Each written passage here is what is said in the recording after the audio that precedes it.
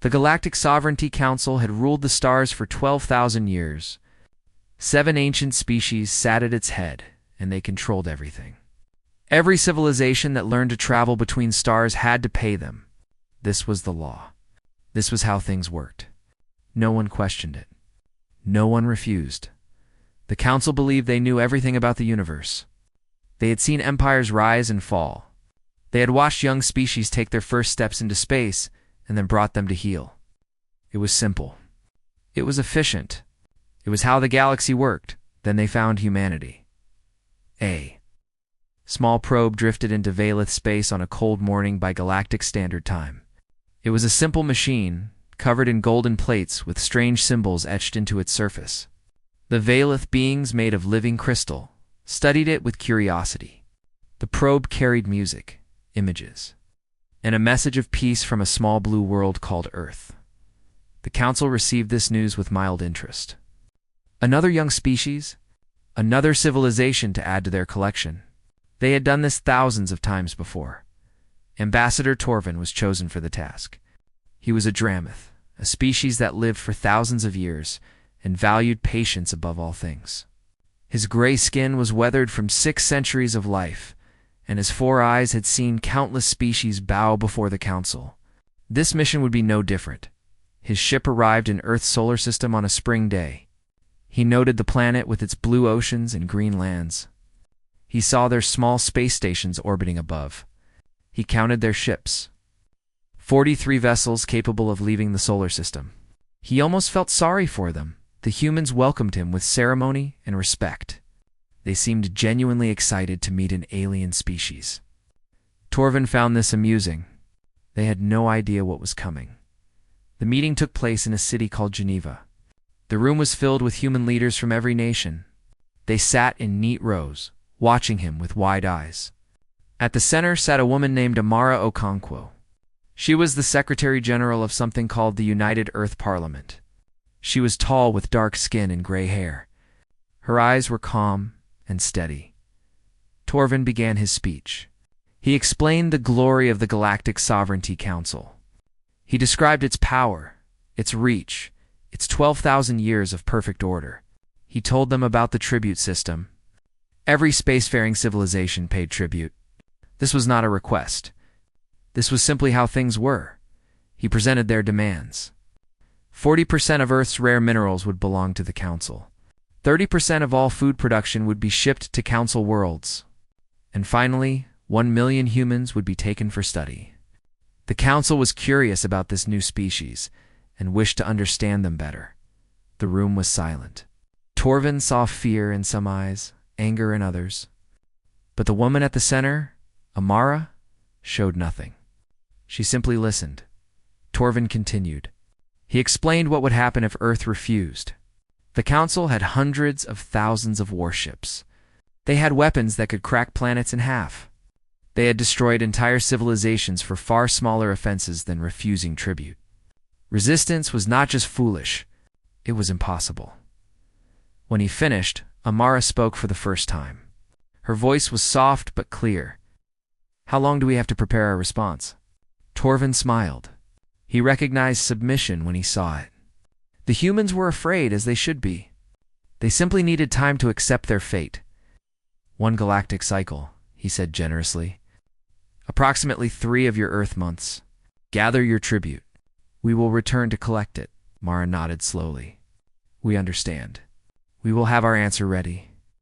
Torvin left Earth feeling satisfied. Another species brought into the fold. Another success for the Council? He reported back that humanity would comply. They were weak, primitive, and properly afraid. There would be no trouble. But Torvin had made a mistake. The same mistake the Council had made for 12,000 years. They looked at what a species showed them and assumed that was all there was to see. What Torvin did not know was that humanity had been watching the stars for a very long time. 200 years before his arrival, human scientists had detected signals from the galaxy. They had decoded enough to understand one terrible truth. The universe was not empty, and it was not kind. The governments of Earth had made a decision. They would not announce this discovery. They would not cause panic. Instead, they would prepare, quietly, secretly, for 2 centuries, beneath the surface of the moon. Shipyards carved into rock produced vessels by the thousands. In the asteroid belt, automated factories worked day and night, turning space rocks into warships. In the cold darkness beyond Neptune, humanity built things that had never been seen before. The 43 ships that Torvin counted were explorers. They were meant to be seen. They were meant to make humanity look weak and harmless. Behind them stood something else entirely. Amara Okonkwo knew all of this. She had known since the day she took office. Every Secretary General for 200 years had carried this secret. They had hoped they would never need to use what they had built. They had hoped the universe would prove friendly. Torvin had just proven otherwise. After the ambassador left, Mara called a secret meeting. Only 12 people in the world knew what she was about to discuss. They gathered in a room far beneath the earth, surrounded by screens showing classified information. "It's time," she said simply. One of her advisors, an old general named Chen, leaned forward. "Are we sure?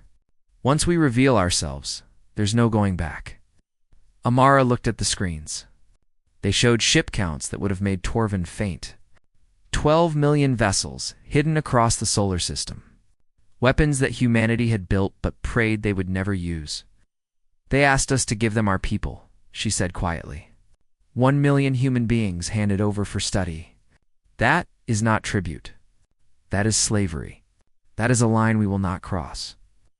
She stood and looked at each person in the room. "We did not want this. We built these ships hoping we would never need them. But we will not kneel. We will not offer our children to strangers. If the Council wants war, we will give them something they have never seen before." General Chen nodded slowly. "What are your orders?" Amara's expression was calm, but her eyes held something fierce. "Wake the fleet." Across the solar system, lights began to flicker on in places that had been dark for decades. Engines that had never fired roared to life. Crews that had trained in secret reported to their stations. Humanity was done hiding. The Council had given them 3 months to prepare tribute. Earth would give them something else entirely. 3 months passed in silence. On Axis Prime, the Council's great capital world, the 7 high speakers waited with growing impatience. Ambassador Torvin had assured them that humanity would comply. The tribute ships should be on their way. Yet there was nothing. No communication. No ships. No explanation. High Speaker Kethra of the Kalori was the first to lose patience. The Kalori were a hive-minded species, millions of bodies sharing one vast consciousness. They did not understand delays. They did not tolerate disobedience. "Send a message," she demanded through her countless voices. "Remind them what happens to those who keep the Council waiting." Torvin transmitted the standard compliance inquiry to Earth. The message was simple. Where was the tribute? Why had humanity not responded? Did they understand the consequences of delay? The response was silence. Complete and total silence. Torvin tried again. And again, nothing. He sent ships to investigate. They entered the solar system and found it empty. Earth's orbital stations appeared abandoned. The moon bases showed almost no activity. The 43 exploration ships were nowhere to be seen. It was as if humanity had simply vanished. This news troubled the Council. Species did not simply disappear. Some thought the humans had fled, running away into deep space to escape their obligations. Others thought they had destroyed themselves, as young species sometimes did. High Speaker Kethra had a different theory. "They are hiding," she announced. "They think if they stay quiet, we will forget them. We will not forget. We must teach them fear." The other high speakers agreed. They would send a reminder fleet. Not the full might of the Council, but enough to make a point. 500 warships, each one capable of destroying a city in seconds. Enough firepower to glass a continent and leave. Earth is a burning example to others. Captain Wormesh commanded the fleet. He was a proud Kalori warrior, connected to the Hive, but given independence for military operations. He had served the Council for 300 years and had never lost a battle. This mission would be simple. The fleet traveled through folded space and emerged at the edge of the solar system. Ormesh ordered standard scanning procedures. His crew obeyed with practiced efficiency. At first, everything seemed normal. The sun burned at the center of the system. The planets moved in their ancient orbits. There was no sign of human resistance. Then something strange happened. The navigation officer, young Dramoth named Celis, made a small sound of confusion. Wormesh turned to look at her. "Captain," she said slowly, "I am having trouble with the star charts." "Explain." "The navigation stars. The ones we use for positioning?" She paused, checking her instruments again. "Some of them are missing from my display." Ramesh felt a flicker of annoyance. Equipment failures were not acceptable. "Run a diagnostic." "I have, Captain." "3 times?" "The equipment is working perfectly." Her voice dropped to a whisper. "The stars are simple." "Why not there?" Vormesh moved to her station and looked at the display himself. She was right. Stars that had burned for billions of years, stars that every navigator in the galaxy used for positioning, had vanished from the screen. Not 1 or 2, dozens of them. And as he watched, another one disappeared. "Impossible," he said. He ordered a full sensor sweep of the surrounding space. Every ship in the fleet pointed their instruments outward and scanned in every direction. The results came back slowly, and with each new reading, the bridge grew more quiet. The stars had not disappeared. Something was blocking them. Ships. Human ships. Millions of them. They hung in space in perfect formations, their hulls painted black to absorb light. They did not move. They did not transmit. They simply existed, spread across such a vast area that they cast shadows on the stars themselves. Each formation was precisely arranged, mathematical in its perfection. They stretched in every direction, surrounding the solar system like a shell. Wormesh felt something he had not felt in 300 years. Fear. "How many?" he managed to ask. His sensor officer's voice shook. "I cannot count them all, Captain. Millions. Perhaps tens of millions. They are everywhere." The fleet had stopped moving. Every ship hung motionless as their crews stared at their screens in disbelief. 500 Council warships, the pride of the Kalari military, suddenly seemed very small. "They are not attacking," Celis observed quietly. "They are just ... watching." She was right. The human ships made no aggressive moves. They did not target the Council fleet. They did not charge weapons. They simply sat there, silent and still, a wall of metal and determination that stretched beyond imagination. Wormesh tried to understand what he was seeing. 3 months ago, humanity had 43 ships.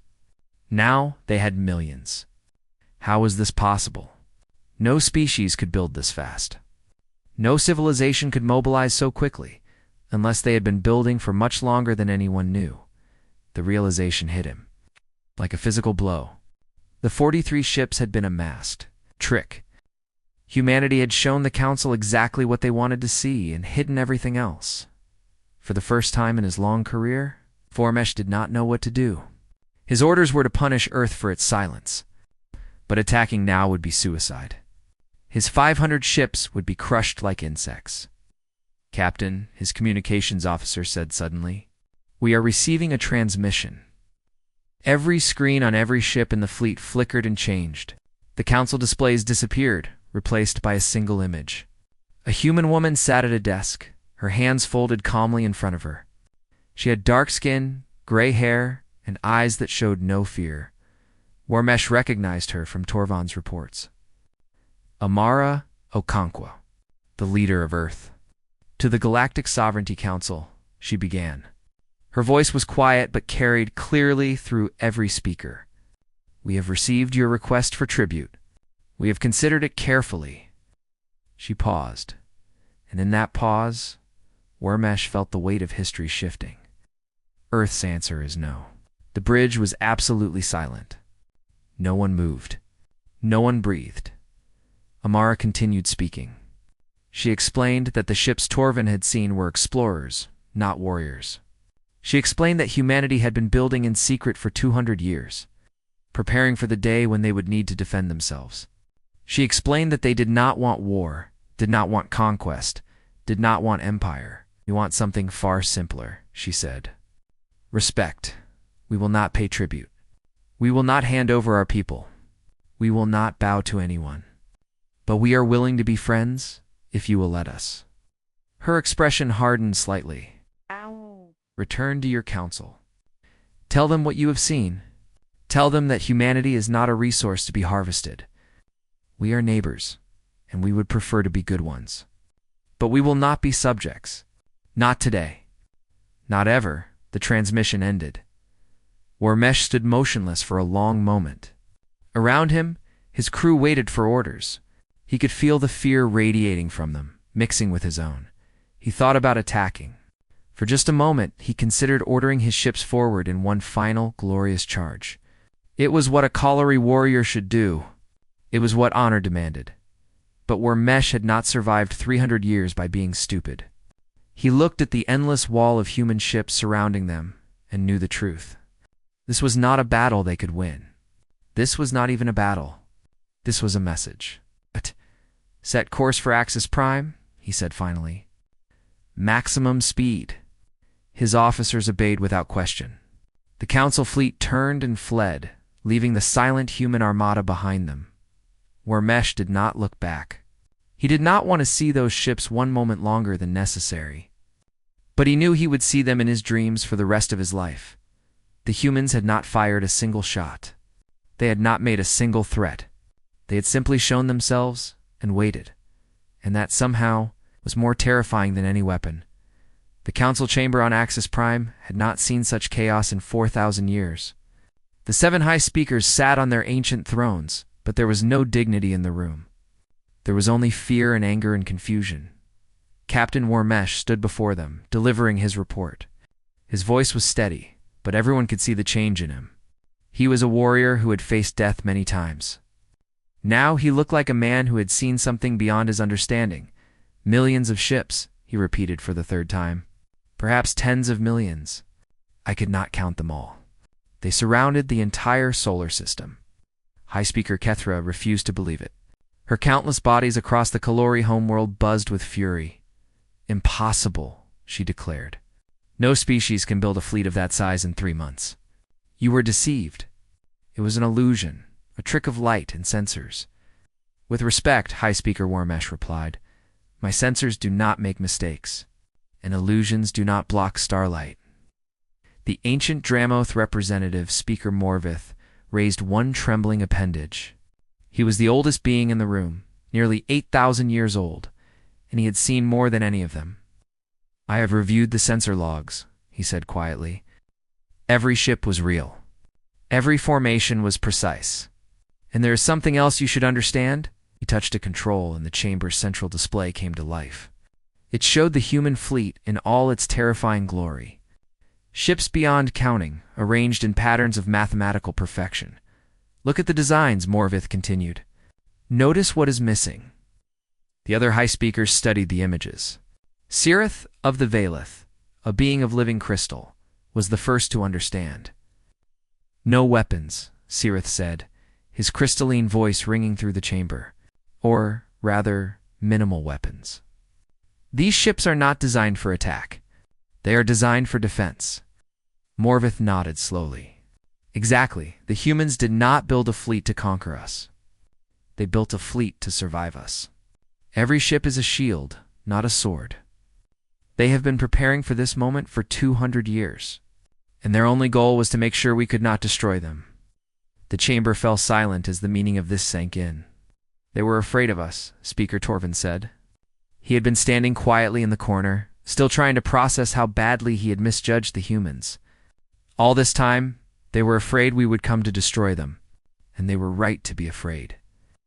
Fear makes species dangerous, Morvith agreed. But this is something more than fear. This is patience. This is planning. This is a species that saw a threat coming from centuries away and prepared to meet it without anyone knowing. High Speaker Kethra was still not satisfied. Then we send a real fleet. Not 500 ships. 500,000. We crush them before they can become a greater threat. And how many ships would we lose? Sirith asked calmly. Even if we could win, which is not certain, the cost would be enormous. The humans have shown that they will not surrender easily. They would fight until the last ship, the last person, the last breath. How many of our children are you willing to sacrifice? Kethra had no answer. While the council argued, something else was happening across the galaxy. Word of Earth's defiance was spreading. In the beginning, it was just rumors. Traders whispered to each other in spaceport bars. Diplomats exchanged encrypted messages. Scientists shared data that should have been impossible. A species had refused tribute. A young species, barely 1,000 years into their space age, had stood against the council and survived. More than survived. They had made the council's fleet run away without firing a shot.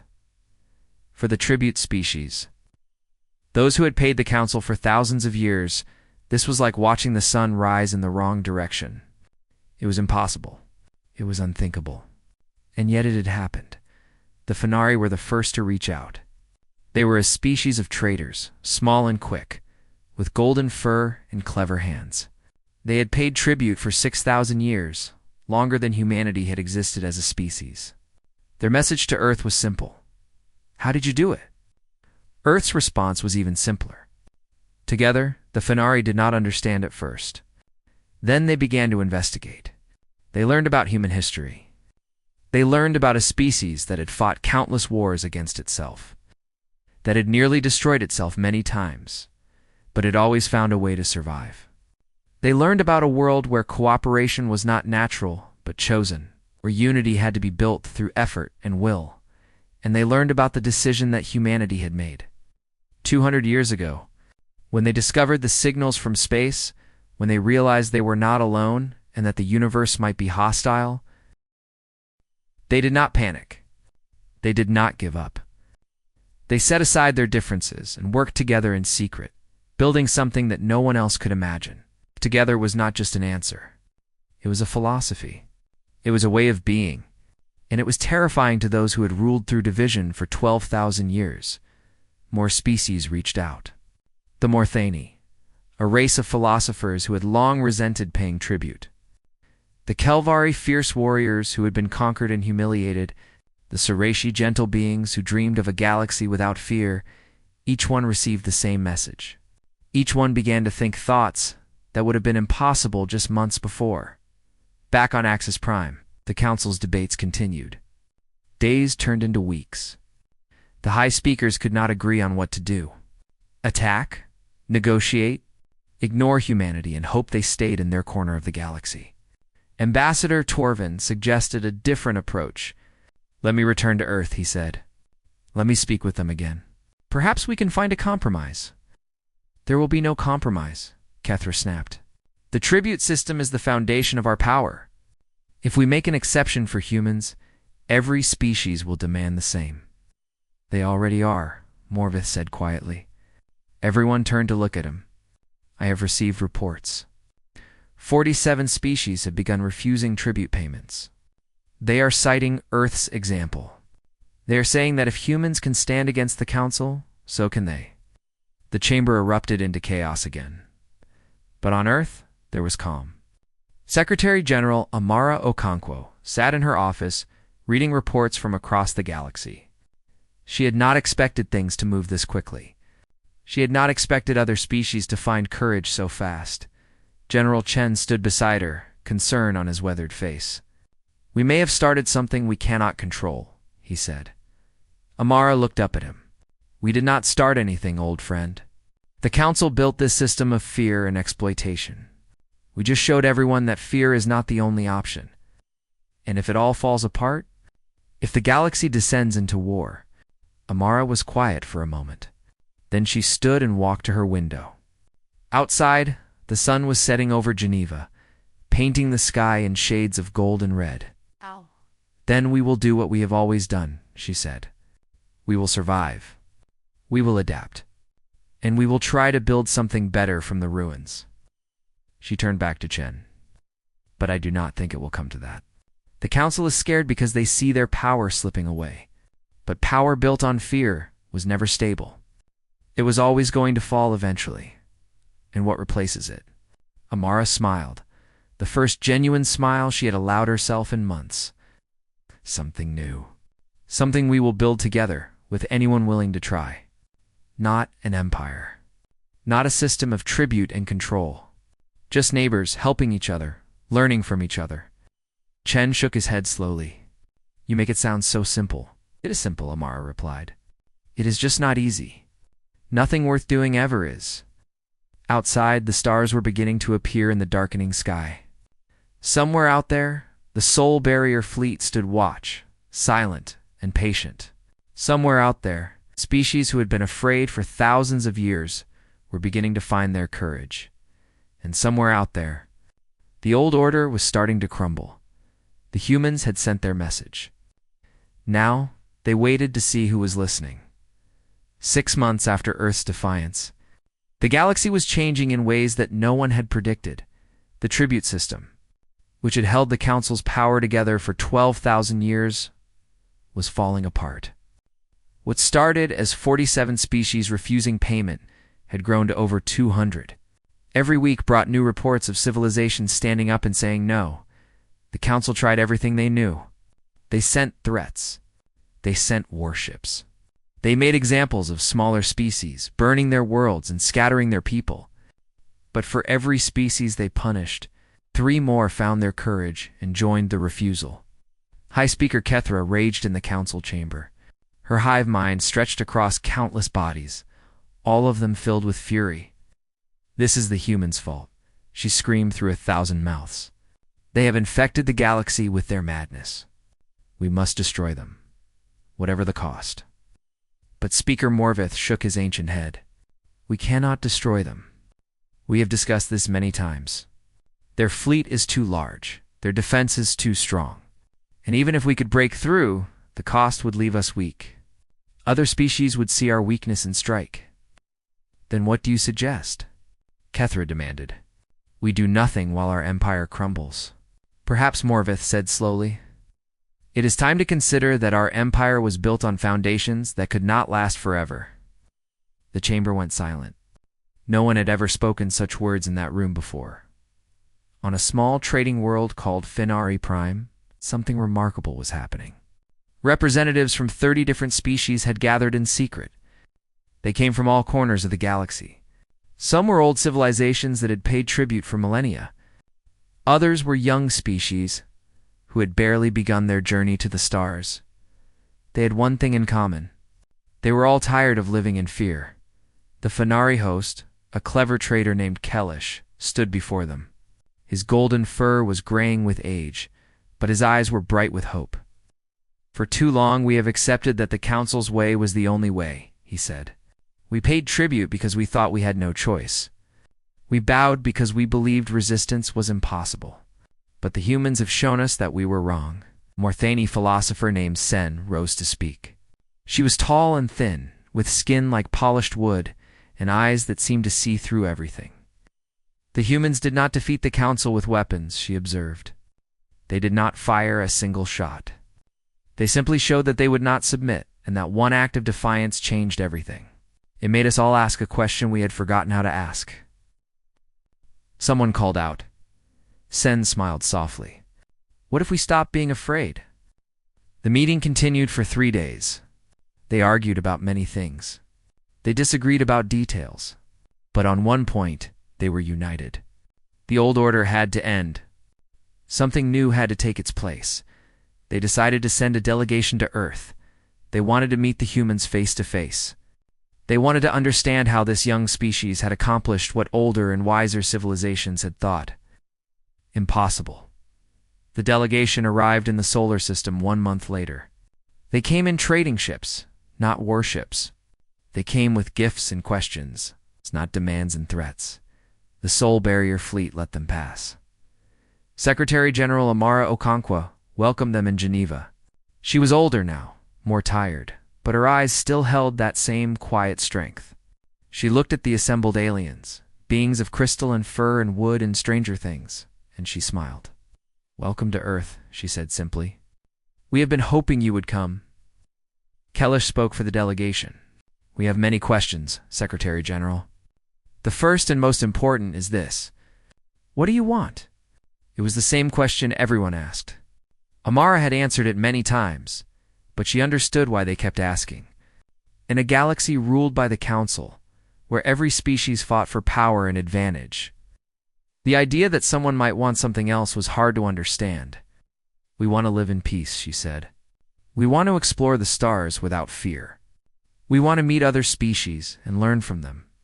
And we want to build something better than what exists now. That is what you want for yourselves, Sen observed. What do you want from us? Amara paused, choosing her words carefully. We want partners, equals. We do not want to replace the Council with human rule. We do not want to become the thing we resisted.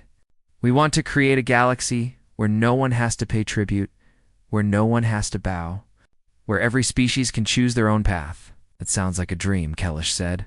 All good things start as dreams, Amara replied. The question is whether we have the courage to make them real. The delegation stayed on Earth for 2 weeks. They toured human cities and met ordinary people. They saw children playing in parks and scientists working in laboratories. They saw artists creating beauty and farmers growing food. They saw a species that had every reason to be angry and vengeful, but had chosen a different path. One evening, Sen found herself walking with Amara through a garden in Geneva. The sun was setting and the flowers were closing for the night. I have studied many civilizations, Sen said. I have seen great empires and small tribes. I have watched species rise and fall, but I have never seen anything like you humans. Amara looked at her curiously. What do you mean? You are chaos, Sen explained. You disagree about everything. You fight among yourselves constantly. Your history is filled with war and suffering. And yet somehow, when it mattered most, you came together. You built those ships in secret for 200 years, and not one person betrayed the secret. How is that possible?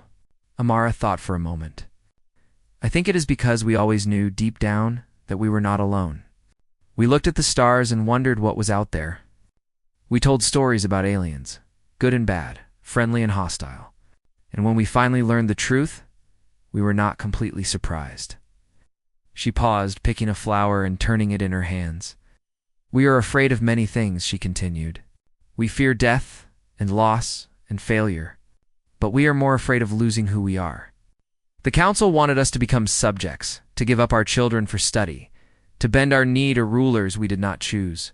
That was something we could not accept, no matter the cost. Sen nodded slowly. And if the Council attacks? If they send everything they have against you? Then we will fight, Amara said simply. We will probably lose. Many of us will die. But we will not surrender. We will not become slaves. That is madness, Sen whispered. Perhaps Amara agreed. But it is also freedom. The Council has ruled through fear for 12,000 years because they believe. Fear is the strongest force in the universe. We believe differently. We believe that hope is stronger than fear, that love is stronger than hate, that a people fighting for their homes and their children will always stand against those fighting for power and profit. She looked up at the stars appearing in the darkening sky. Maybe we are wrong. Maybe the Council will crush us and make an example of our world. But even then, we will have shown the galaxy that resistance is possible, that submission is a choice. And once that idea is loose in the universe, it can never be destroyed. Sen was quiet for a long time. When she finally spoke, her voice was soft with something that might have been wonder. I think I understand now, she said. You did not build those ships to win a war. You built them to send a message. And the message was not just for the Council, Mara smiled. The message was for everyone who had forgotten what it means to hope. The delegation left Earth 3 days later. They carried with them more than gifts and treaties. They carried an idea that would spread across the galaxy like fire through dry grass. The humans had shown them something they had. Forgotten courage was contagious. 1 year after, Earth sent its message to the stars. Speaker Morvith made a decision that shocked the galaxy. He announced that he would travel to Earth alone, without guards or warships, to speak with the humans directly. The other High Speakers thought he had gone mad. High Speaker Kethra called him a traitor. Cirith of the Valith questioned his judgment. But Morvith was 8,000 years old. He had seen empires rise and fall, had watched civilizations destroy themselves through pride and stubbornness. He knew that sometimes the bravest thing was not to fight, but to listen. His ship was small and simple, barely larger than a shuttle. He brought no weapons, no staff, no symbols of his rank. When he entered the solar system, the Soul Barrier fleet parted to let him through, forming a corridor of silent ships that stretched for millions of kilometers. Morvith watched them pass his windows and felt the weight of time pressing down on him. These humans had done something he had never seen in 8 millennia of life. They had changed the rules. He landed in Geneva on a gray morning, with rain falling softly from clouded skies.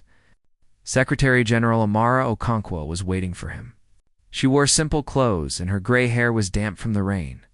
She looked older than she had in the transmissions, more tired. But her eyes were still clear and strong. "Speaker Morvith," she said, extending her hand in the human greeting. "Welcome to Earth." He took her hand carefully, his ancient fingers trembling slightly. "Secretary General, thank you for receiving me." She led him to a small garden beside a lake. The rain had stopped, and weak sunlight was breaking through the clouds. They sat on a bench beneath a tree, 2 leaders of very different worlds, and looked out at the water. For a while, neither spoke. Morvith had prepared many speeches, many arguments, many proposals. But sitting here in this quiet place, all his words seemed small and useless. Finally, he said what was truly on his mind. "You have broken something that cannot be repaired." Mara nodded slowly. "The tribute system. More than that. The entire order of the galaxy. For 12,000 years, the Council maintained stability through fear. Every species knew their place. Every world understood the rules. It was not perfect, but it worked. Now that stability is gone, was it really stability?" Amara asked quietly. "Or was it just control?" Morvith considered the question. It was not something he had ever asked himself. For 8,000 years he had believed in the Council's mission. They kept order. They prevented wars. They guided younger species toward civilization. But he had also seen the tribute ships, filled with resources stripped from unwilling worlds. He had seen the 1 million requested from Earth and known what it really meant. Study. Experimentation. The reduction of thinking beings to research subjects.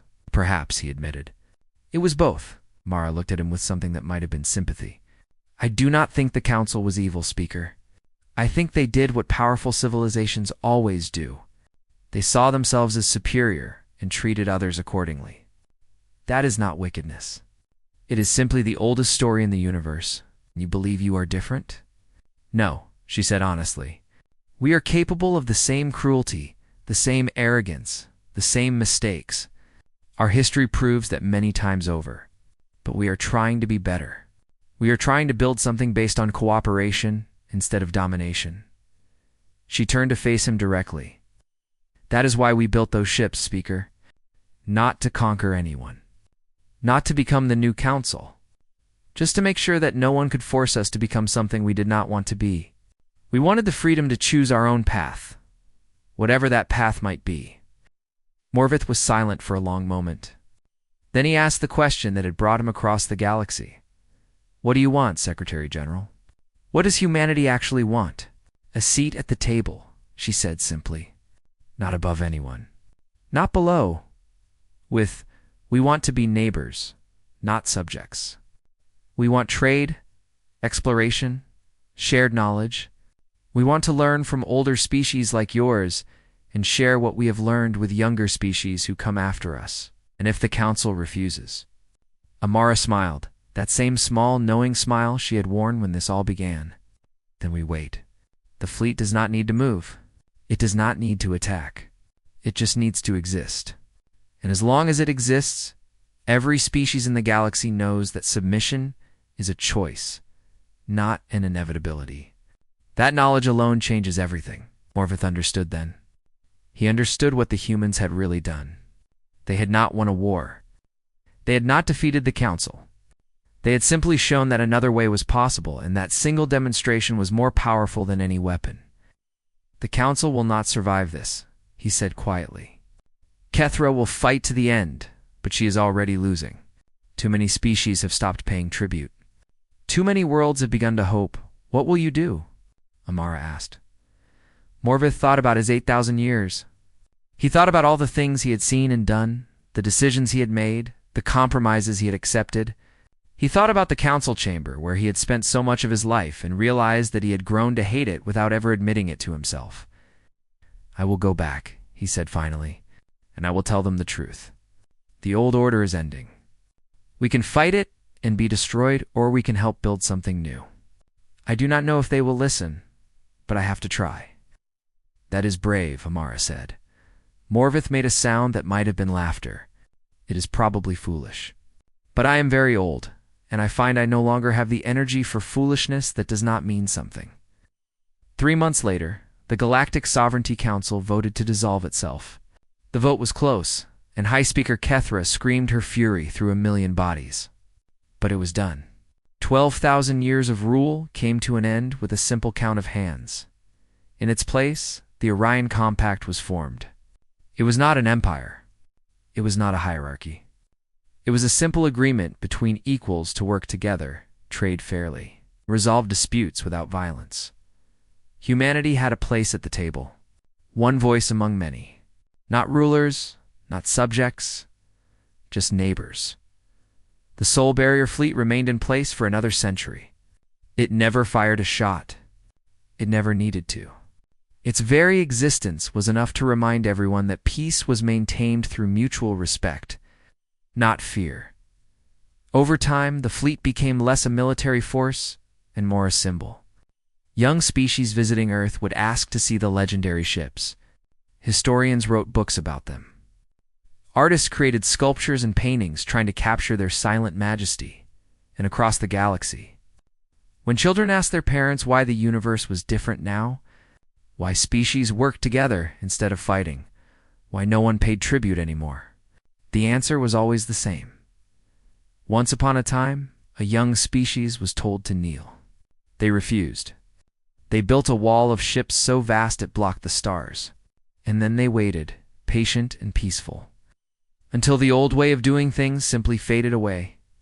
Secretary General Mara Okonkwo did not live to see the full flowering of what she had planted.